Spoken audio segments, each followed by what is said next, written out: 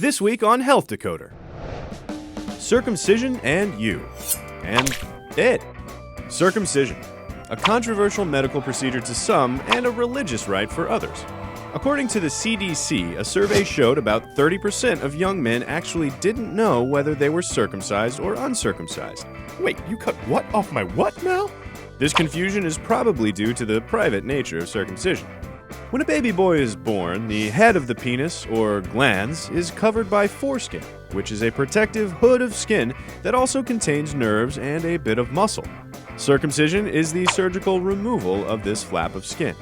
You mean they'd really take my turtleneck off? While it's steeped in religious traditions, Jewish boys are circumcised during a ceremony called a bris at 8 days old, Muslims are more laid back about the timing. He's old enough to play with the ball, but he's not going to want to after we get to chopping.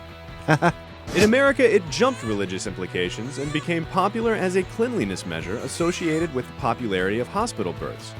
It was almost like a status symbol, proof you could afford to give birth in fancy antiseptic splendor. Wait till the guys at the club get a load of Junior's Junior, then they'll know we're rich. You stay out of this, banana.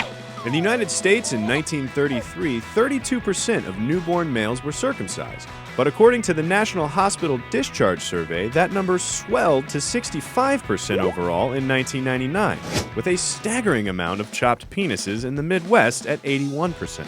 But that same year, the American Academy of Pediatrics announced that circumcision was not medically beneficial, and so health insurers stopped covering the procedure. The cost is out of pocket, and now your kid's penis is too.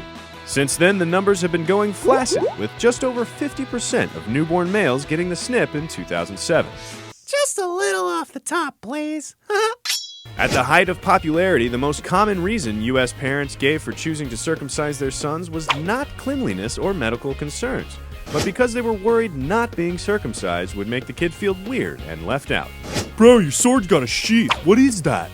But what about the cleanliness thing?